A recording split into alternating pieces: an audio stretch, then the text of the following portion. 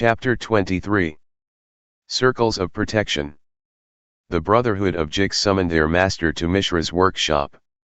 The priests did so only because Mishra, the artifice courtier of the Philology, was going to decamp soon, moving westward to the caravan city of Tamakal. The Cerinthian front had expanded into a full-fledged war, and Mishra needed to be closer to action. Already manpower had been stripped from occupied Yatia, and troops were making the long trek north and west to the wooded shores of Ranam Lake. The Jixians knew of these decisions, for they had infiltrated most of the daily workings of the workshop and the surrounding factories. Over the past few years they had become a regular part of Mishra's court and were for the most part tolerated. They had spun that tolerance into a web of information. Little came to Mishra's factory that did not reach the Jixians' ears and, through them, their masters. The mines were mostly tapped out now, said the reports from Yatia, and entire mountains were being stripped away for any resources they could provide. Similarly, the tribute of men and supplies from Zigon was drying up. Far-off Almaz had bought its own protection by sharing its mystic song mages, but Mishra was now depending on that nation for iron and lumber as well. Then there was Sarinth. There were the official commander's reports of great dragon-like WYRMS that haunted the forests, and light troops who struck from ambush. The city of Sarinth itself, immured to years of assaults from the Yamuk nation to the north, was as hard to crack as an iron-shod chestnut. There were other Sarinthian reports, these from Ashnod and harder for the Jixians to get their hands on, though not impossible. These reports were friendly and conversational, but they never failed to mention the problems of the current Philology commander and the inevitable tragedy that would ensue if the red-haired woman were not immediately given free rein in military matters. Mishra held firm to his decision. He did not give her a command, nor did he call her back to his side, and the Jixians approved of both decisions. And last there were the reports from the east, from the passes through the Kharijs to Arjav and Korli. The war there was a slow, grinding process, as two titans hurled themselves against each other. Urza was busy, of that there was no doubt, ripping huge chunks from the Arjavian landscape to feed his own war machines. The land was ringed with towers that appeared almost overnight, each tower containing mechanical protections. The camp was awash in rumors that the Arjavians were about to cross the mountains and the desert and press on into occupied Yatia. Mishra was forced to relocate his court to Tamakal, closer to the heart of his empire, closer to the siege of Sarinth, and farther from the thinly defended Yatian border.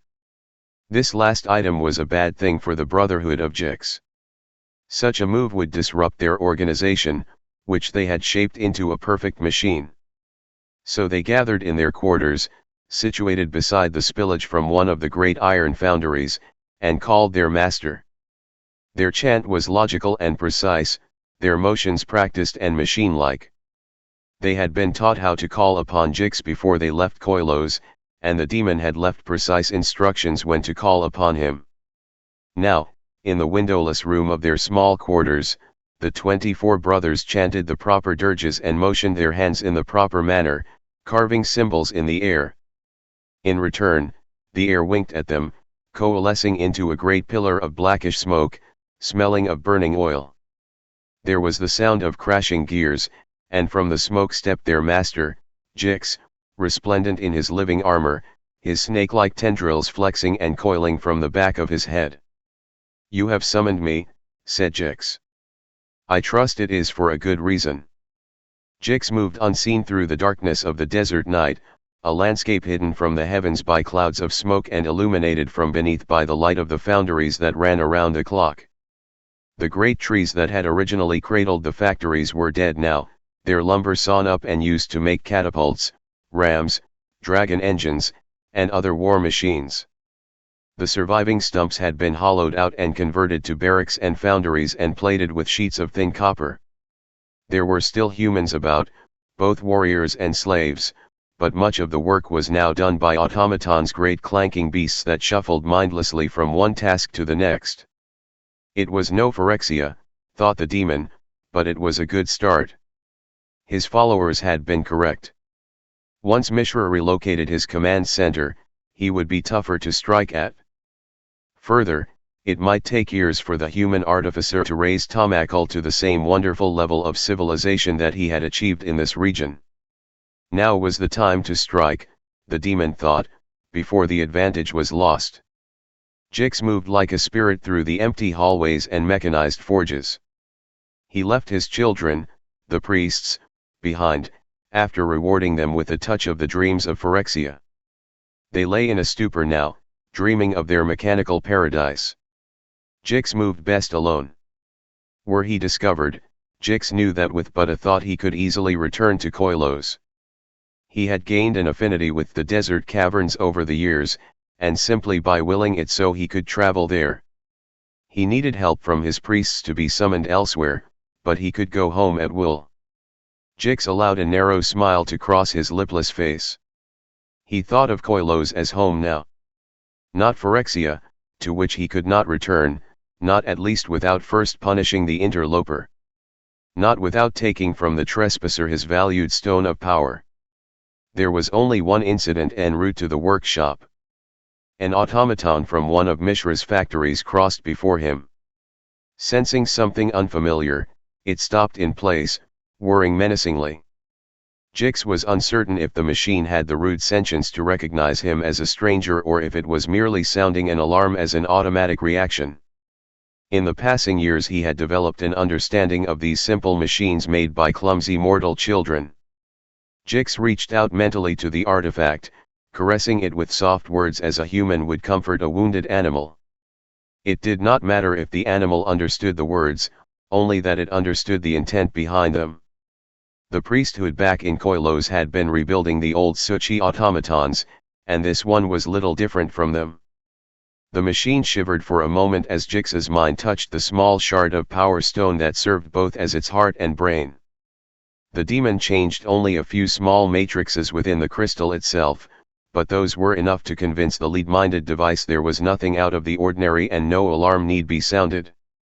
The automaton stopped whirring and soon scooted out of sight. Jix entered the workshop, gliding past bleary-eyed guards who no more noticed his passing than they did the smoke that now arose from the surrounding landscape. The demon's feet did not touch the ground as he floated effortlessly to the thief's chambers, where his minions had assured him his prey awaited. Indeed he was present, slumped backward in a work chair before a great board made of slate, a piece of chalk still clenched in his hand. Jix's mechanical eyes swept the room. It was filled with books, most of which were covered in a thick coating of dust. At the far side, near a heavy wooden throne, another man, a Philology guard, was asleep. Jix nodded. One less being he would have to kill immediately. He moved toward the inert form of the sleeping Mishra. The human looked almost cherubic in slumber. His beard was now flecked with bits of gray, and his hair was cropped at the neckline behind him. Mishra was wider now than he had been when he had entered Phyrexia, the excess weight spilling over his belt line. There were small wrinkles beside his eyes, and lines stretched across his forehead. The crown of rulership had rested heavily on that head. But Jix could sense an alertness about the man, even in slumber. His mind was working, dreaming of new devices and new plans. Even in rest there was the sense of motion about him. The demon would have to move quietly. Originally Jix had thought to merely excise the top of the man's head and scoop the brains out slowly, to make Mishra aware of what was happening to him before he perished. Now, seeing the man think even when asleep, Jix decided to merely slash his throat and take the power stone for himself. The power stone. It lay within a small pouch hanging from around Mishra's neck. Jix could feel the crystal's presence, just as he could feel Mishra's, or feel the automaton's heart. The ordinary human across the room was a statue, a lump of earth by comparison. Both Mishra and his stone exuded a sense of power that Jix could almost taste. The demon held up a finger, and a single needle-sharp talon extruded from his fingertip. He leaned forward. One swift cut, he thought, along the base of the jawline, from ear to ear. There was a noise, a humming so soft that only Jix could hear it. Beneath the folds of the human's vest, Within its pouch the gem began to glow in rainbow colors. It flickered to life of its own volition, the colors spilling from the gathered opening of the bag and bathing Mishra in its light. Jix froze for a moment, and not of his own will. The stone was aware of him as he was aware of it. Somehow, it could prevent him from carrying out his plan. He pressed a hand forward, and with every inch progress became more difficult, until at last it was like pressing through forged iron, solid and unrelenting. Jix shook his head in puzzlement. There was no indication earlier that the stone offered any personal protection to its holder. Yet he could not lean forward and end this one's life. The demon changed his goal. He would take the gem itself and then kill the human for his insult. The gem seemed to sense Jix's intent and flashed brightly as the demon reached for its pouch. Jix pulled his hand back and let out a hissing curse. The stone's proximity had burned him like acid, and wisps of smoke rose from his scalded hands. Across the room, the other human stirred in his sleep. Jix tucked the burned hand under his arm, muttering in a clicking tongue of the pain. Jix looked at the slumbering Mishra and let out a low, cat-like hiss. The stone offered some protection to itself and its user, at least from creatures such as the Phyrexian. It burned him as he approached.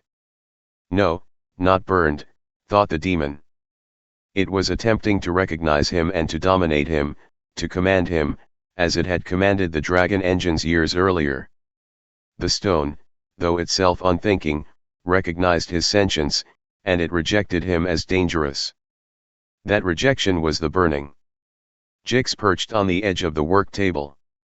The stone protected the man. The stone protected the stone while in the man's possession. Jix thought about it for a few moments, then smiled. The answer was to change the nature of the stone, or to change the nature of the man. The stone was half of its original, and perhaps its protective nature stemmed from that cleaving. It was seeking its mate, thought Jix. Perhaps it had somehow determined that Mishra was its opposing half. That would explain the wards that kept a Phyrexian creature such as himself at bay. Unify the halves, and the entire crystal would be restored. Jix could take it back to his homeland. And the man? Jix looked at the sleeping Mishra. Perhaps he could be changed as well, altered to something that would serve Jix's masters better as a live slave than as a dead example. Yes. It would take time, but Jix had little but time. Mishra was separated from his fellow humans by his intelligence, by his position, and by his power. Could Jix recruit him, and his brother for that matter, into his world? Would that not be a more fitting punishment than just killing them? Jix let a lipless smile spread across his face. Yes, there were more ways to kill a creature than just by ending its life. Sometimes all you had to do was give it what it wanted. Jix tilted his head back and barked a short string of clicking syllables. Within his body, small alterations were made, and he called out to the machines in the caverns of Koilos. They answered his call and pulled him back to their warmth and comfort. In an instant he was gone. In Mishra's workshop, Hajar stirred and inwardly cursed for allowing himself to drift off. The preparations for relocating to Tamakal had drained the life from him as well as from Master Mishra. Hajar padded over to where Mishra was sleeping, still seated in one of his chairs. His vest had come open, and the pouch containing his talisman, his multicolored stone, lay on his shirt. Hajar smiled and tucked the pouch back within Mishra's shirt, covering the courier of the Philology with a blanket. The guard blinked and sniffed the air. There was an odor present, a mixture of burning coal and machine oil, probably the result of a wind shifting its bearings and blowing over some sulfur pit or workroom. Hajar shook his head. He for one would be glad when they were quit of this place and back under the desert sky. He checked the doors to make sure they were locked, then retreated back to his own position and drifted back to sleep, dreaming of that desert. In their quarters, the Brotherhood of Jix dreamed as well, dreams sent by their masters. There were new orders, said the dreams, and it would require that they serve in Mishra's court longer than had been planned. but the rewards would be great once they succeeded. All the dreams in Mishra's encampment that night were pleasant.